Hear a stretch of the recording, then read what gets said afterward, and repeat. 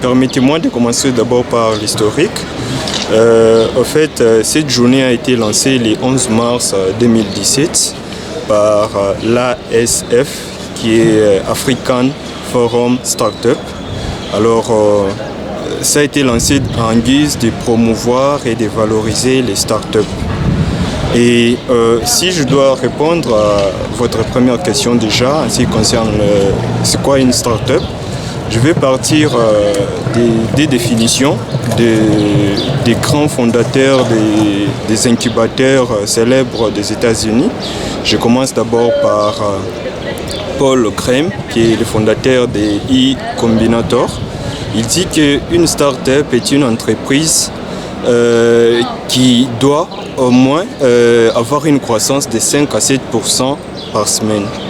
Et je prends aussi la définition de Mackler, qui a fondé ou qui a mis au point 500 startups.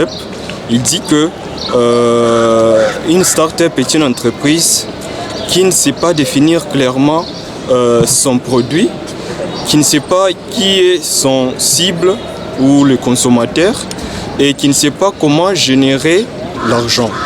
Si je dois réunir ces deux idées-là, je peux dire qu'une start-up est une structure dont la phase est comprise entre une idée et un business.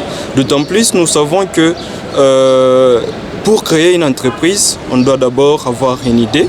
Et pour que cette idée soit transformée ou matérialisée, nous devons mûrir l'idée en question. Il faudra planifier, il faudra faire l'étude du marché et il faudra également élaborer un business model. Après avoir fait cela, ça permettra aux rêveurs ou aux porteurs du projet d'aller rencontrer les investisseurs ou les personnes en capacité de financement, ainsi que les cibles ou les consommateurs du produit ou du projet en question. Donc, vous comprenez ensemble avec moi que pour qu'une start-up puisse avoir un process fleurissant, ainsi qu'augmenter ou générer des revenus, des finances, elle a besoin de passer par cette étape-là. Et souvent, une start-up est représentée par une fusée, ce qui veut dire, pour qu'une fusée en tout cas puisse aller dans l'espace et tenir, on a besoin d'y mettre beaucoup de gaz. Et si on n'y met pas beaucoup de gaz, donc la fusée finira par tomber.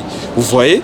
Donc ça veue dire tout simplement qu'avant de lancer une entreprise, cette phase est importante pour mûrir l'idée. C'est pourquoi même beaucoup d'entreprises ont des difficultés à innover. Pourquoi? Parce qu'ils n'ont pas respecté ou n'ont pas tenu compte de cette phase qui est très importante. Et aujourd'hui, c'est un moment en tout cas ou une journée importante qui doit en tout cas entrer dans nos têtes en tant qu'acteur commercial, entrepreneur ou investisseur, homme d'affaires, de savoir ce que c'est une start-up. Alors, Monsieur Daniel,